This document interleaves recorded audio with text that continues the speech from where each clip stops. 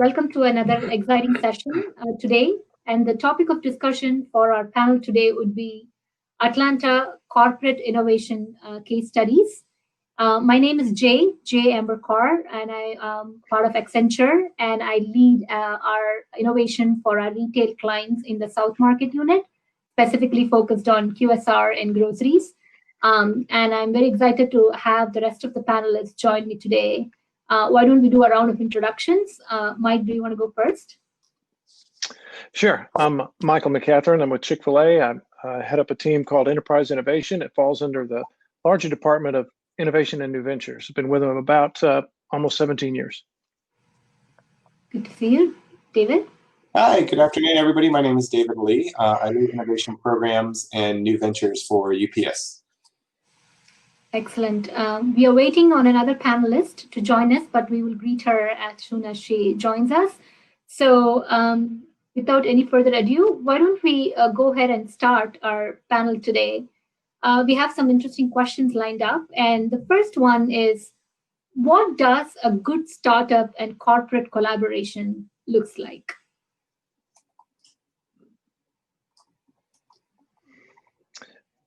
David, you want me to kick it off? Sure, that'd be great. Go ahead. Okay. So collaboration between corporate innovation and startups looks like, I think there's an equal understanding on both sides of what it is, the problem that the corporate entity needs to solve, and the opportunity and capabilities that the startups bring to the table. I think a lot of times, on the corporate side, we're not as clear as we need to be on, hey, this is not just somebody's problem, but this is a corporate issue. It's a strategic challenge that we need met. And it's consistent with our goals for our business, and it fits within the framework. We need to be clear on that. And as a startup, I would encourage you guys to press us on those things. Press your potential corporate partners with being really clear on how well vetted the problem is and how well does it tightly line up with the business objectives overall. And then on the startup side, making sure that you're realistic with yourself, that, hey, as much as I would love more customers and capital, this probably may not be a good fit for us. Or, hey, you know what, because of the capabilities that we have, if we adjust them or alter them just slightly, then we can probably meet the needs of this corporation. Well said, Mike. I see Duria has now joined. Hi, Duria.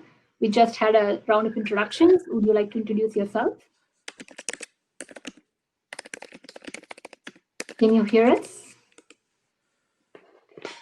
You may have to join our join through video as well. So maybe we'll give you a couple of minutes to get on the video. So David, do you have anything to build on Mike's point? Yeah, I mean, I think Michael hits the most important pieces.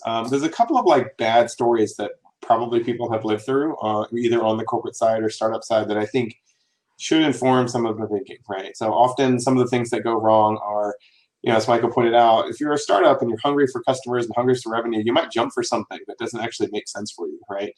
And I think the other thing often is that, I think the other sort of common frustration point between large companies and small companies is that the small company will assume that the large company has a lot more resources that they want to put to it, right? And it might be that you both mutually found a problem with solving that the company has a solution for, and the little company has a solution for, and the big company has got a need and ready to go. But both sides might make the wrong assumptions in terms of how many people, how much energy, other than just here's your statement of work and we'll pay for it, might actually be available for the thing. So I think one of the things that we have done at UPS over the last 3 years is sort of re-engineer the relationship behind our venture capital group and startups, in part because what had sort of happened is that the venture capital arm had found interesting, good, high promise, good team companies, and then said, let's make an investment, and then would go sort of shop that capability around to another business unit. And even if the business unit was interested, it's not like they're sitting around with 3 people with nothing to do and 6 months worth of runway for budget and they would say, well, sure, we'd like to solve this problem, but it's not in our plan for this year, and I don't have the non-recurring engineering expense to sort of do our half of the integration and all this stuff. And so I think one of the things that I think maybe I'm trying to dump all of the stuff here at the beginning, which is maybe not the best panel, but I think one of the things that would be interesting to talk about is also the speed at which the different organizations operate, and how do you find a comfortable medium that both neither side gets too frustrated with the process, as you may go along something where somebody thinks it might take 6 months and another group might think it takes 6 weeks, that kind of thing. So finding alignment on what you want to accomplish, who's going to go do the work after you find a partnership, and then finding a timeline that both people are really comfortable with, I think are three of the sort of big things to be thinking about as we work with those alliances. Yeah, I think that case study with UPS is exciting, and I know Chick-Fil-A is kind of a pioneer in innovation when it comes to the QSR category. So, Mike, what has been some of the things you've seen specific to the industry or company you work for as it relates to this startup collaboration? Yeah, for us, it was the biggest learning curve internally was how can we better accommodate the startup that we want to pilot with, so that they don't have to. I mean, I think as the corporate entity, we assume that, well, doesn't everybody carry $6 million worth of insurance, or doesn't everybody have 6 pages of an SOW? Doesn't everybody have this or that? And we had to sort of retool and recalibrate and view the world through the eyes of the startup. And as a result, we reduced the agreement, for example, of a master services agreement down to like a page and a half. And it took some learning, it took some pain for us to realize that, and it took some pain on the behalf of the startups as well. But now our new ventures team is headed up by a super great guy. His name is John Featherston, and he's got it down to a process where, through a partnership where we help the business entity, the business unit, define through what we call an understand statement exactly what the problem is. We can hand it to John Featherston's new venture group, and then he can make that part of the information that he provides for to the startup. So they have much more clarity on what it is they exactly need to speak to. And within the last 2 years, with that approach, because we've had some fits and starts before that, but with that approach, it cleaned it up dramatically. And now we've got over 20 pilots going on within the company. Now, COVID has suspended some of those, but we anticipate some of those will start back up. Excellent point. That's a great segue to my next question, which is, you mentioned simplifying process as one of the ways to collaborate. How do you think, what can you do to be a good corporate champion to startups? And how are you removing those barriers to this work? And David, do you want to kind of add on to that? Sure. Well, I mean, I think, so that, Mike, that you guys have your MSA and that sort of thing, that is something that we have been working towards. It very much seems like the best practice, right? Having, we've been calling a jumpstart package, which is instead of the 45-page MSA, instead of having all these indemnity requirements and the sort, and saying, well, if you screw something up, it's 100% on you guys, which is an unrealistic expectation to ask a startup with their big carry.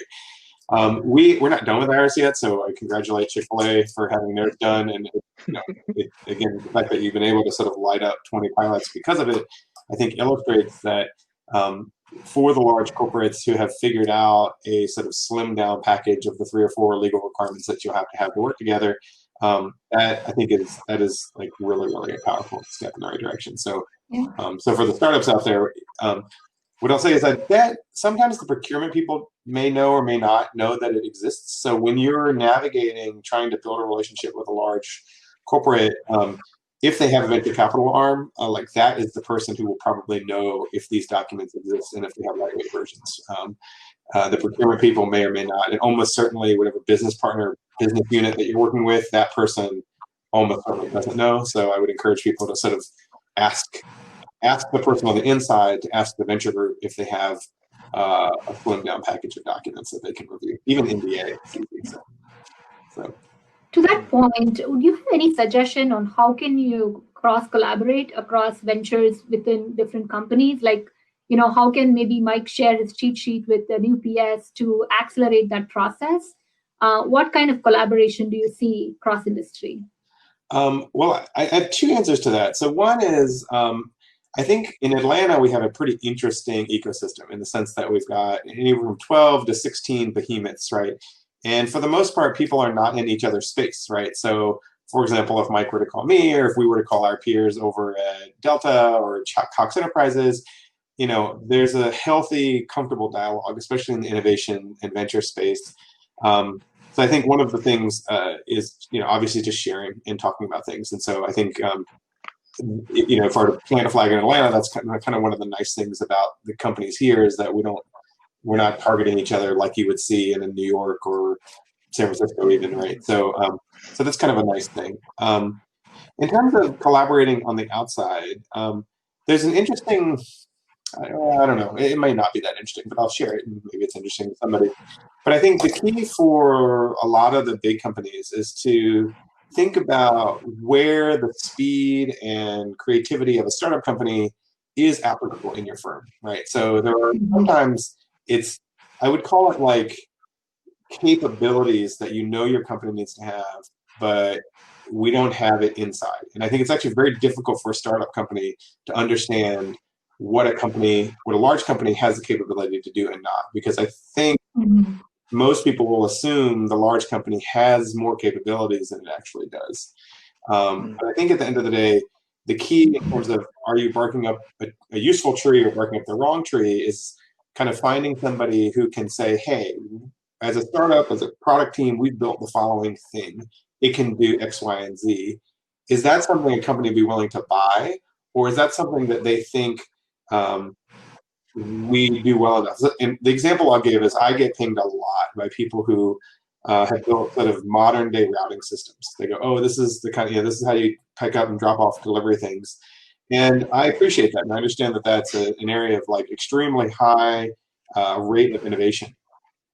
But the truth of the matter is as I've been at UPS for almost 4 years now. And what I found is that when I take these types of solutions to the people whose job it is to actually do that, they don't believe, right or wrong, that a startup company can do routing better than UPS. And so they have no interest, like literally no interest in even meeting with those people, right? I think the key, and then from a startup seat, you would probably say, well, I don't understand. We've got the best mousetrap. Of course, UPS would want this. And I think one of the things you just need to think about from the startup side is, sure, you've got a good product, and I don't doubt the quality of your product, but you have to understand, like you have to find the buyer inside this large enterprise. And if you're trying to sell something that a company views as its core capacity, like no one's going to be selling chicken sandwich recipes to Chick-Fil-A. It's just not going to happen, right? So if you want to be able to have a product that is viable, not just usable, but viable by a large enterprise. Yeah, interestingly, you bring up a point about build versus buy, right? So what's your case studies you would share, Mike, within the external and internal engagement? How are corporates thinking about this, and what are some of the good examples from your own experience that you will share in this external internal build versus buy strategy? Yeah, so it's an ongoing question, and I think it comes down to how much of a competitive advantage that the firm feels like by maintaining ownership over all of the links in their value chain that makes that valuable to them, whether it's competitive growth, whatever it is. I think though that more and more there are smaller, more nimble, more able startups at pick any link in our value chain, and there's probably a startup who could do it better than we can. The issue, I think, for us anyway, comes down to scalability. We have one of the largest food distributions in terms of volume, where McDonald's may receive a shipment a couple times a week. We've got some restaurants that need it a couple times a day. So that in and of itself puts a lot of stress on not only our existing distributors, but anyone hoping on a small scale to enter that kind of market, because the volume is so high. So where the volume is lower, like IT services or creative services, we've we continue to explore the balance between, hey, what needs to be built? Let's make sure it's built not to be permanent, but to solve the problem where it makes the most cost benefit value for the time it's needed, but with the flexibility that at any point in time we can transition and pivot to an outsource or buy it, because it provides better value as well. So I guess the overall message here would be flexibility is more important of a sort of a foundational construct than whether the philosophy of build it or buy it is firmly in place, to me. Excellent point. Excellent point. I now see Duria has joined us. Hi, Duria. Thank you for being here. Do you want to quickly introduce yourself? Yeah, thank you so much. I had technical challenges, but here I am at TechStars. Appreciate my fellow panelists being patient. I'm a director on the board of the New York Stock Exchange and its parent company ICE, and I've been involved in the startup ecosystem for some time.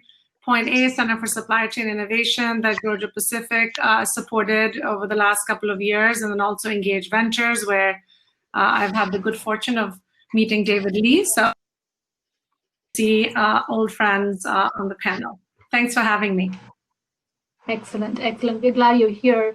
Just kind of building up on the point that Mike was sharing about, it's the flexibility that will decide, the build versus buy as a fundamental theme. What's your perspective there between the external and internal engagement and the build and buy strategy? Yeah, I mean, I think that what you're seeing is flexibility is key. And the biggest challenge with build oftentimes is, does it enable experimentation? And when you partner with either startups or other entities, you have the option to experiment and change direction if you need to, because flexibility is the name of the game. So that's one. And I think the second thing that's important, which companies are seeing, is that the asset and infrastructure footprint is at times an advantage and at times. So the advantage of is if you're sourcing from another company or you're taking on a company that has a smaller footprint, you can grow with the business, but you're not making the capital investment in the infrastructure that might, frankly, impede innovation rather than accelerate it. Excellent. I think it depends a lot on whether you need control or not. Yeah, I think that's a great point. And along with control, I think another point is, I think about the scale, right? So how do we bring in scale to these types of initiatives? David, any perspective there about how do corporations look at these collaborations with startup, but also think about the scale that is required to make those successful within large corporations like UPS? Yeah, I think the issue of scale is an interesting one, right? Because at one hand, if you're built cloud-based software, right, you're infinitely scalable, right? And so in some ways, the argument of is this platform scalable or not is, first of all, it's an unknown, right? So if you're coming to places as big as Chick-Fil-A or New York Stock Exchange or UPS, there aren't any benchmark, right? Like you can't say, well, you did it for the 25th largest provider in a marketplace. Sure, you can probably do it for the largest. I think that question is actually hard to answer until after you've gotten there, right?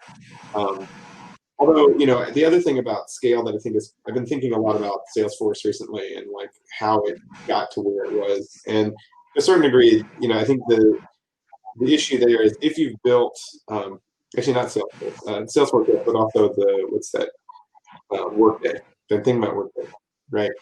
In terms of the last question was about build versus buy.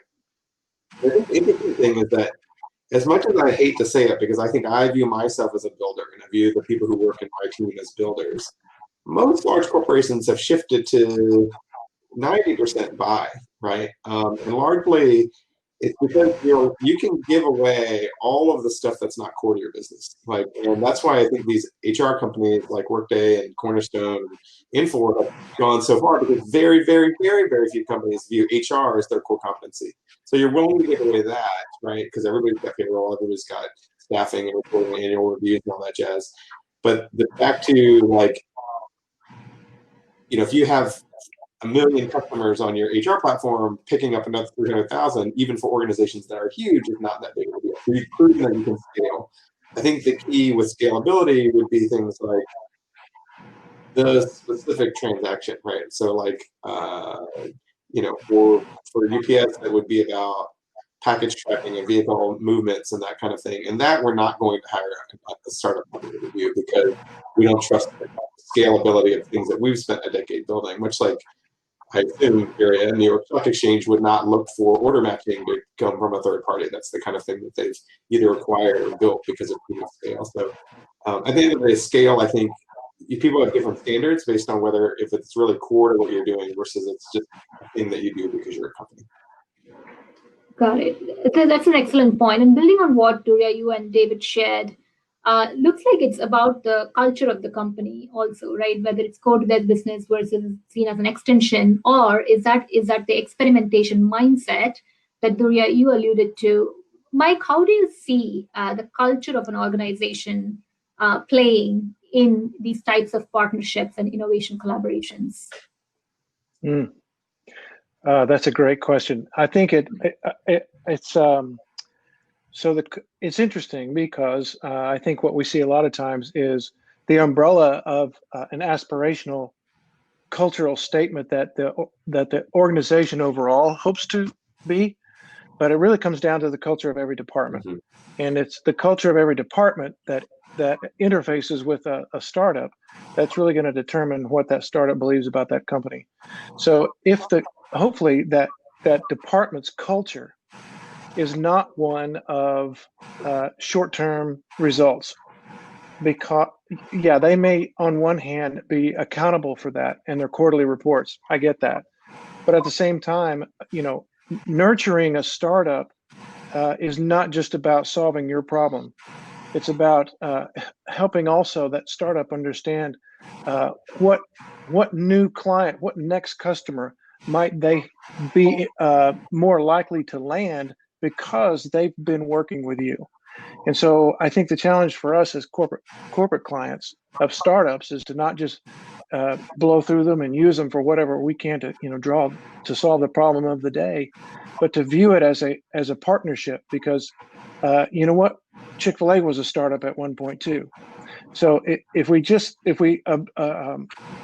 fail to have a little bit of empathy for the guys and girls running these startups and want to see them succeed, and ask ourselves, okay, as they help solve our problems and help us become successful, in what ways do we need to help them become successful for having worked with us? Great. Durya, from your personal experience, is there anything you would like to add to the culture aspect? I think that it is one, this is a great moment for startups, because I think the build versus buy conversation is almost a build versus diversify options. Companies have the option to sort of try many different startups at the same time and see what is the right fit for the problem they're trying to solve. So one, I think this is a huge sort of moment for startups to partner with corporations. But the biggest challenge with that is you need translators, you need evangelists like David and Michael within the organizations that help identify the right conversation at the right time with the right department. Because if that is not aligned, you may actually end up having the makings of a great partnership, but just never get there. So I think that that is important to figure out in the navigation of culture, because sometimes, it may feel like culture is not a great fit, but it's only because the enabling circumstances, the context for the meeting, who is sitting across the table from whom, and at what level are they making the pitch? People don't have the right information to do that well, So I think that figuring out who's kind of that champion that, as Michael said, is going to encourage others in the organization to lean in and, take a shot on doing a pilot. It's going to cost you $5,000 if that, So it's sometimes getting corporate leaders within the C-suite or in operations or in manufacturing to just think differently for a second and take a risk on something which is actually pretty low risk when they're used to a context and a history of big capital investments, and oftentimes might apply the same lens to make a choice around whether the right solution is sitting across from them or not, even if it's not 100% there, it's 90% there or 70% there. Great point. And both of you alluded to how corporates can be great champions through leading with empathy or giving them the right voice, the right backup, the right context, right? So I think that leads to my next question. And David, for you, how can startups better show that they are corporate ready? And how can they make it easier on their corporate champions? Oh, that is a good question. My first answer is a bad answer, which is it's the same conundrum that a college student has coming out of school, which is you get hired for experiences, but if you don't have those experiences, right? Like the social proof, if one company, like if I having a couple of sort of whales as your customers helps to prove to everybody else that you can handle the scale and the sort of the bureaucracy and the hurdles that you'll have to jump to get through those things. I think at the end of the day, the big thing that I've seen in some of the companies that have demonstrated a readiness to work with large corporates is actually an understanding of all of the slowness and process that needs to happen for a large company to say yes, right? So, even this idea of the salespeople understanding that if you don't have a master services agreement in place, I can't sign a statement of work with you. And it might take 6 months to get you that MSA, right?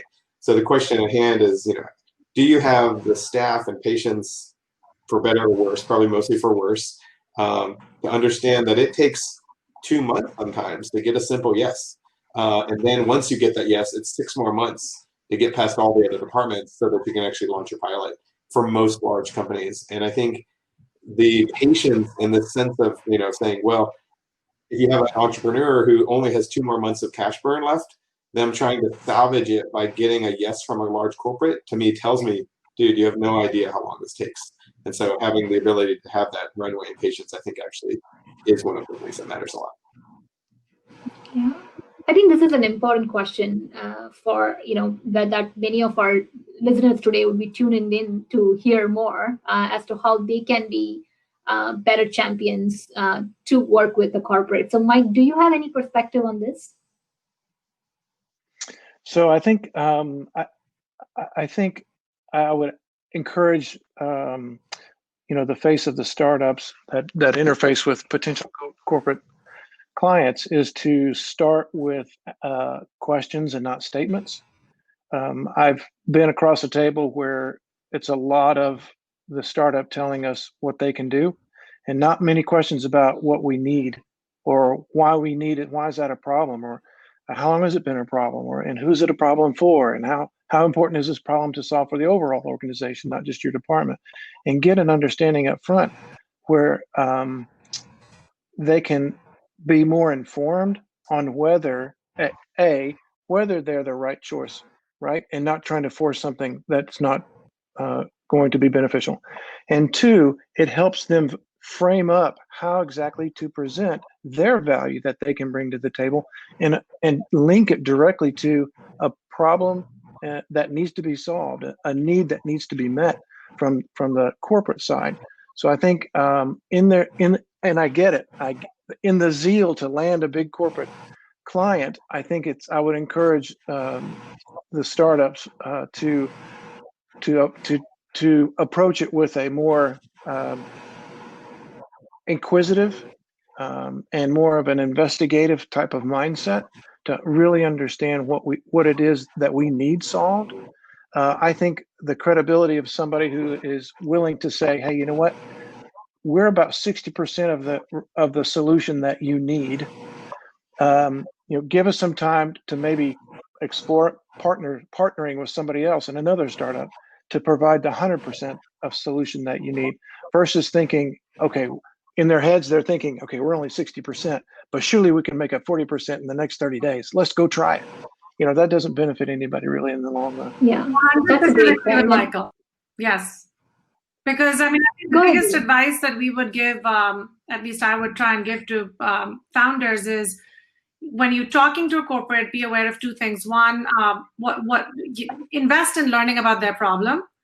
Don't assume that there is just lack of will, which is why they haven't solved it, or lack of smarts, or lack of exposure to your specific product. Invest in learning about the problem. And two, know who you're talking to. I mean, what's their day job? What is it that they're worried about? Is it is it someone who thinks about innovation all day, or is it someone who is managing a big P&L and business and is an operator? And kind of meet them where they are. So I totally agree, Michael. It's important to sort of get invested in the problem being solved. Yeah, Durya, to that point, we have some questions from our audience today, and I'm going to pose one of those to you. How does one get around this impediment of offering valuable services directly at more attractive prices than local enterprises? So what do you mean, Jay? I'm trying to sort of get a sense of what the question intends to ask. Is it from a startup's perspective, or? Yep, we are getting questions from the startup's perspective. So they have some of our startup audiences have posted some questions. So why would how would you get around this impediment of you offering those services directly as a corporation versus offering at a more attractive, which will probably be more attractive at a price point, to then engaging with locals and startups to offer those services? Well, I think at the end of the day, a startup is always offering a better value proposition if it's going to be successful, right? I mean, so you have to walk into the conversation knowing that either you can demonstrate the potential ROI, which is why, going back to the point Michael made, it's helpful to understand the size of the problem, the value of the problem to the company, because if you're solving it, it's not about what your price point is. It's about how much of it you're solving and how quickly you're solving it, right? So I think that's important to get right, much like what's the total market. Think about the value proposition for a corporate as what's the size of the prize for them, and what is the piece of that you're going to help them bite off. So even if you're offering something that is higher speed, better fit, better technology, or just more entrepreneurial in terms of getting there, the price-based value proposition, I think, becomes less important. The second thing I would say to get around it, this goes back to the point David Lee was making earlier, understanding that there are really long time horizons to get an official procurement answer from a corporate. Whoever you're talking to in the organization, talk to them about what's easy for you to do. Can we do a 2-week pilot? Can we do an experiment? Is it easy for you to bring us in on another project as a partner to another startup that you may have developed a partnership with? Try and figure out what is going to help, like Michael and David internally, pave the way to say, let's explore a partnership and actually discover the value at stake. Because sometimes, there's lack of visibility on both sides. What is actually the power of the technology? So, I mean, we saw this a lot in supply chain. I mean, inventory management, visibility in supply chain, all of those challenges are huge. And supply chains are now getting disintermediated, right, by the where-to-goes and the stewards of the world, which have the power to aggregate inventory, which is not possible to do internally, right? I mean, you have the assets you have. So it's sometimes hard for companies and for business leaders to think about what's the potential value proposition here till they actually pilot something and experiment. So my advice to entrepreneurs and startups would be make that initial foot in the door easy, right? And you can get that to a certain period or a certain price point or a certain number of hours or a certain trial, whatever the answer might be. But anchor what you can do for the corporate on value and less longer term on the price. Because if they see the value, if you're charging 20% of that, then they're not going to blink. Yeah, great point. I think you bring up an interesting thought about problem solving, right? And the value that you can create, the size of the price. To that point, I think as innovation practitioners, we know the answer, but I think it'd be good to hear from thought leaders like you. What comes first? Is it the product or the problem? Oh, always problem, 100%. But I will defer to Michael and David to talk about that, since they get pitched a lot. Yeah, I agree. I think it's definitely starting with the problem. It's we early on we had a just to try to educate the organization. Like I said, John Featherston kind of built this capability by himself with a small team, and so he had to educate some of the other departments. Hey, what does even a pitch feel like? So before we even get to the capability and the practice and process of that ultimately will benefit both the corporate and the startup, he orchestrated these pitches and invited departments to come in who he knew was on the list of, these are the strategic teams that are solving the biggest problems. And they listened to ideas. Well, but at the same time, this is early on. So the startups knew that they weren't pitching to solve any specific problem. They were just pitching to share the idea and to get these people familiar with what this even looks like or feels like when this happens. And the comments from the corporate side was more of confusion. They didn't quite understand the value of what just happened. And so that was part of the education. It's like, exactly, you can't start with just, hey, I wonder if. It's like, no, we have a problem, and these are the parameters. These are the value of solving the problem. These are the root causes of the problem. Here's the opportunity size. Can you help us solve that problem? And then whoever does the pitches can link directly on helping to solve that problem. I think it's an ongoing learning curve, because not any one problem or any two problems are the same, and not any problem owner is the same. So I think, and it goes the other side of the table as well. No two entrepreneurs are the same, and no vision that they have is the same. So I think we have to approach this not as that we get so familiar with the system and the process that we forget about, hey, actually, this is an individual type of a happening here that we have to appreciate and we have to explore, as though it were the only startup and this were the only problem that we were talking about. I think one thing I could add to that, Jay, is that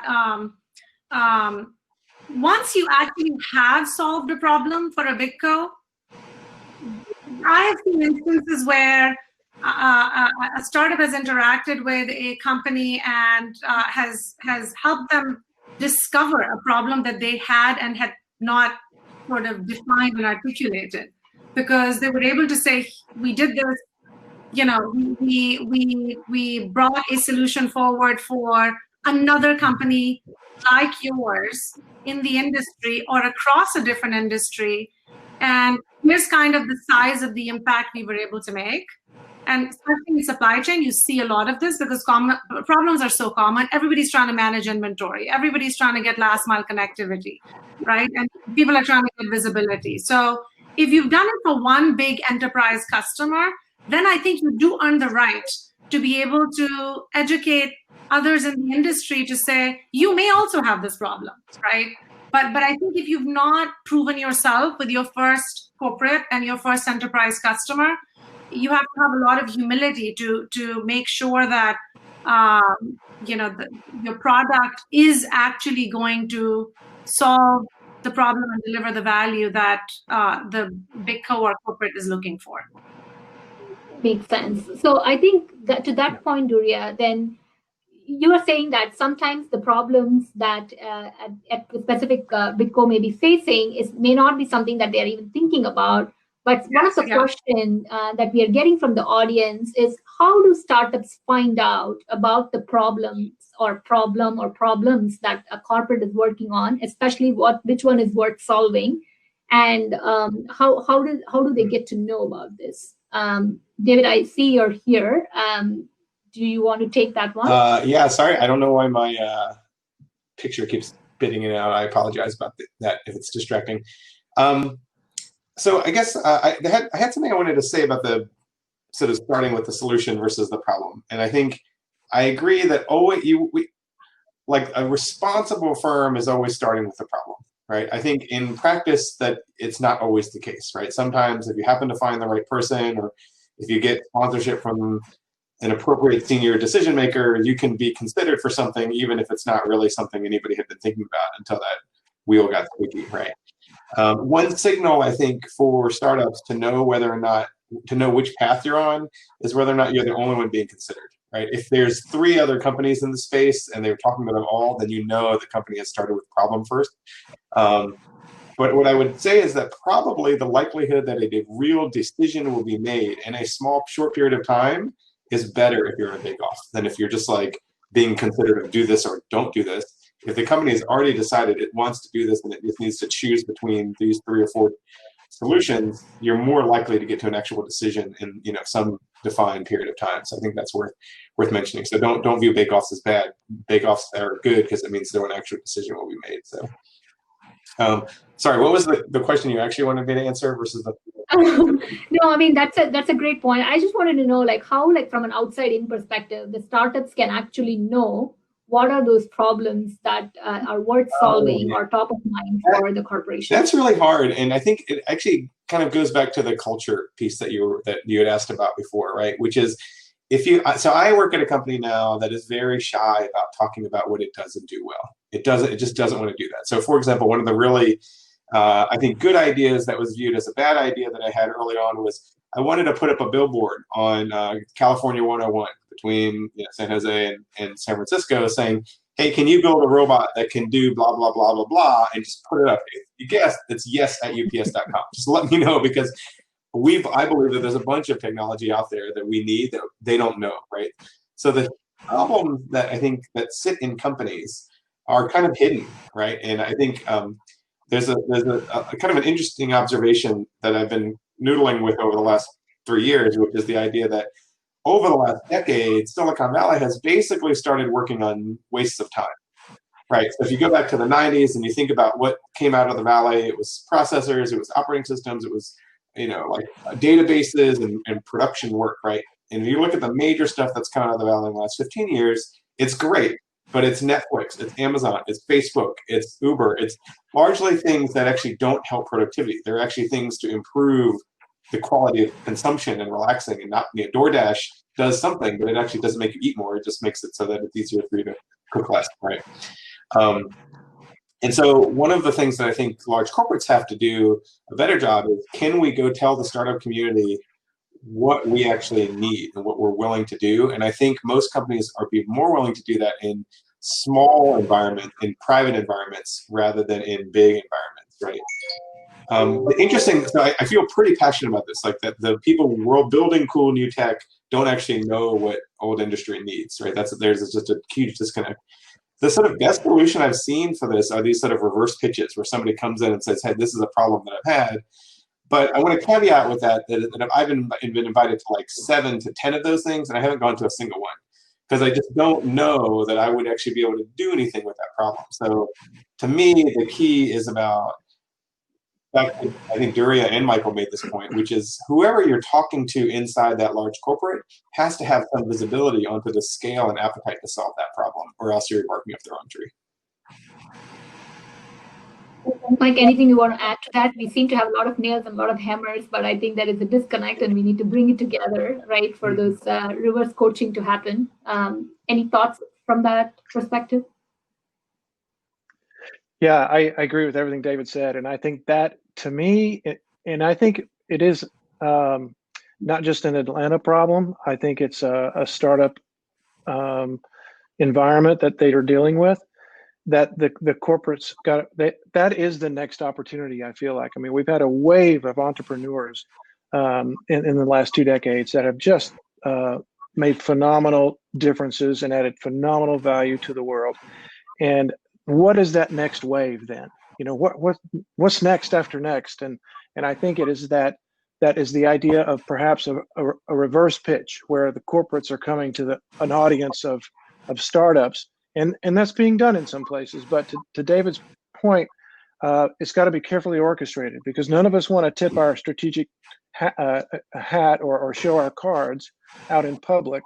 So it's got to be sort of an exclusive thing, but how you do that in an inclusive way, that's the nut. I think that's the future. That we're going to have to solve it. We're going to have to solve it together too, and that's what I think is exciting. Very well said. Durya, anything you'd like to add to that? I think that's the challenge, that most corporates don't want to publicly tip their hand on what they do poorly, for example, right? And where the waste is, or where they're horribly inefficient. All of those nodes exist, but companies are very careful about their brands and their strategic sort of advantage and competitive advantage, and that it's a hard nut to crack. I think starting to try and make a dent in that by bringing in advisors who are either retired sort of corporate leaders, or building real relationships with companies that are active in venture, and trying to understand, okay, well, we're always scanning the world out there for startups and high growth companies. What is it that you're looking for? What's important to you strategically? So I think some of those conversations are happening, but unfortunately, I think early stage companies often don't have visibility. So they end up going to a Techstars or an Engage, or getting funding from a fund that is known in a certain space as bringing some of those relationships. So I think reverse pitches do happen, and for certain topics, I mean, for HR or more general IT issues, they can be pretty effective. But when you're talking about really strategic business drivers and adjacencies that companies might want to pursue, and big things that they want to chase in terms of customer retention and acquisition, they're reticent to talk about that publicly. Yeah, that's interesting. It's a combination of market scan, understanding the microeconomic trends, also hopefully directly hearing from the big corporation what is that problem that they want to solve in an intimate setting. However, with COVID, we don't have any dearth of problems these days that big codes are facing, and supply chain, the vertical that you represent, Durya, has been something that has been massively hit, and the resilient supply chains and everything has become like top of mind, right? I think the question I have is, how has COVID changed the way you see innovation strategy and collaborations with startups? That's interesting, because I think it is so company specific.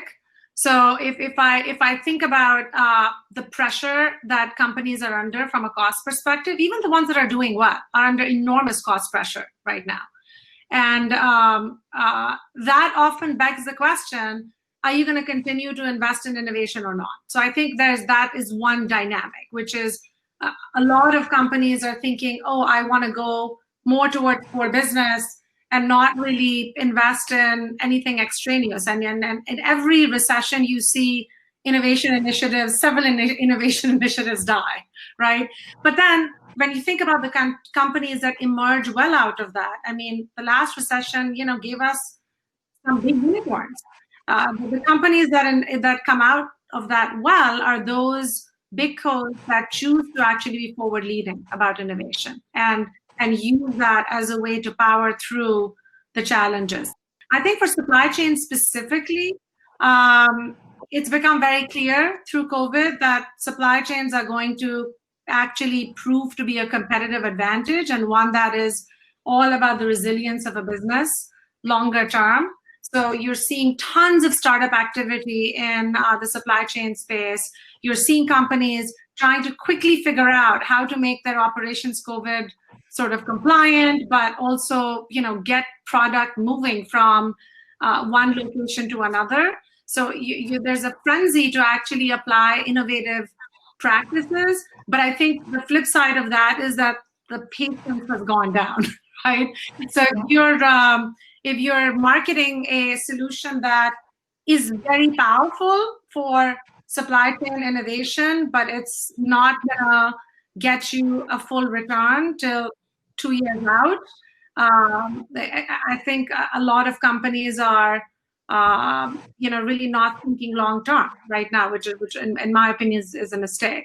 So I think even for the supply chain efforts that I was involved in standing up, the piece that Georgia Pacific was energized about and excited about continues to move internally.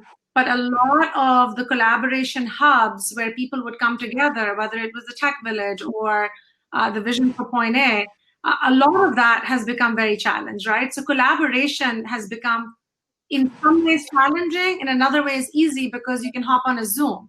But not everything is possible to do virtually, right? Especially when you're building new partnerships and trying to wrangle with the edges of a product and what's going to make it a great fit. Yeah, I think this is a very timely discussion. And Mike, while many of the restaurants have implicit or explicit, impact because of COVID, QSR is maybe doing differently well because of their off-premise, drive-through, etc. Mom and pop restaurants have definitely seen the struggle. But overall in the industry, not just restaurants, but how do you see this COVID impacting innovation strategy? What would be your take on it? So I think, as I don't know about you, but when I'm personally disrupted, I turn inward and I assess what's only the essential things I need in my life to get me through this disruption. And I eliminate everything else. Well, corporations respond the same way. So corporations are going to ask themselves, okay, well, we're going to turn inward and we're going to determine everything, all the work. Does it go into an essential bucket or does it go into a non-essential bucket? So if it's an essential bucket and you happen to be a startup tied to that work, then the velocity changed for you. It went from 20 miles an hour to 100 miles an hour. It also changed maybe who you interface with. So all of our innovation, our innovation center, Hatch, is vacant. All of the innovation is happening down closest to the work, closest to the pain. And so we've actually sent teams to specific restaurants and to work with operators to solve these problems, and then we democratize it as fast as we can. If you're part of the bucket that's non-essential, that doesn't mean never again, it just means not now. So then you have to ask yourself, well then, in what other ways might I provide value while I have this relationship with the big co, that I don't lose the relationship, that I can say, hey, you know what, we actually have some administrative services that are really fast or really efficient. Do you guys need those? And just kind of adapt so you don't lose that relationship. There's got to be some way you can sort of explore possibilities to retool some of the capabilities you have that may not be your core thing you're selling, but in what other ways might you be able to partner with a company and help them during this time? Because when they spool back up, you'll be right there with them. Yeah. And David, I would love to hear from you as well with all the e-commerce growth and everything else. We know UPS has seen also both a disruption, and how has that changed the innovation strategy or startup collaboration point of view for UPS? Well, I'd like to announce my intentions to apply to the Michael McCatherine School of Business. Like his answer encompassed everything you need to be thinking about right now in terms of the non-essential and essential buckets and how people are how they're thinking about it. So I actually have nothing useful to add. I think the piece that is interesting to me though right now is about, of all of the major changes that we've seen from large and small companies, which of them will still be around in 13 months, right? And certainly this particular health crisis has been one where UPS is fortunate, where our business model can help. Right? Our business model we've been busier than ever. We're beating all the financial plans, in part because we looked into having a service that people needed when they're secluded and isolated. And but the next crisis might not, right? So I don't know that you can count on this to be the thing forever. And then certainly, my personal view is that most people are frustrated with having to live our lives this way, and as soon as we don't have to, things will get back to normal.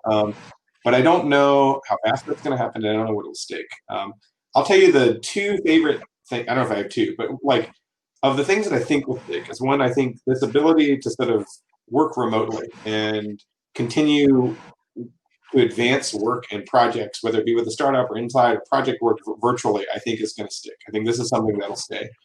I will say to something Duria said, which is I think it's hard to build relationships and it's hard to build some new thing when you're only doing virtual stuff. Right? It's hard to go see a plant or a store or a business operating and go, oh, I know how I can fix that. Because you're just not going to see that on Zoom unless somebody walks around their factory or whatever with the thing. So I do think that COVID for us and the programs that we're working on has dramatically slowed down our ability to show new things to new people. But it has not meaningfully, actually after the first 3 months, the last 4 months or so, we've been able to pick up the deployments like this. Oh, you wanted to do it before COVID, you had to stop, but now you're ready to start doing it. So the things we had planned are now, being deployed and they're working well. But I think the problem at hand is if it's, I don't think it's going to be this, but just let's say it was another year of this, the pipeline of things starts to shrink because these conversations that you had in February have all been deployed, and your ability to reach out to build relationships with new people has been very, very difficult. One last thing is that the other thing that I've loved from COVID is this sort of drive up to a store and open the trunk of my car and they put stuff in. And I hope that never disappears. I hope we keep that forever. I love it, including at Chick-Fil-A. I love it. Oh, you have now mentioned the name and I have to go grab a spicy chicken sandwich. I love that one. My number one. I would appreciate that. So I think this is an excellent conversation, right? I mean, some of the trends are here to stick. Some of the trends are, is going to be more temporary. We don't know which one is which. We kind of have an idea, but nobody has like a glass ball to predict it all. So, Duria, any closing comments on what do you see the future to be in terms of, with the post-COVID world, if you will, or the never normal world, and how should startups engage in this potentially longer virtual world, and what should they be focusing on? Yeah, so I think the future of work is going to be a big space where innovation will continue to happen. I think that the point David made, I'm happy working 3 days a week virtually, but 2 days of the week I want to see people. So I think that the long-term assumption is going to be that there will be a lot more flexibility, but at the same time, in-person action, actually value add, are going to become more clear.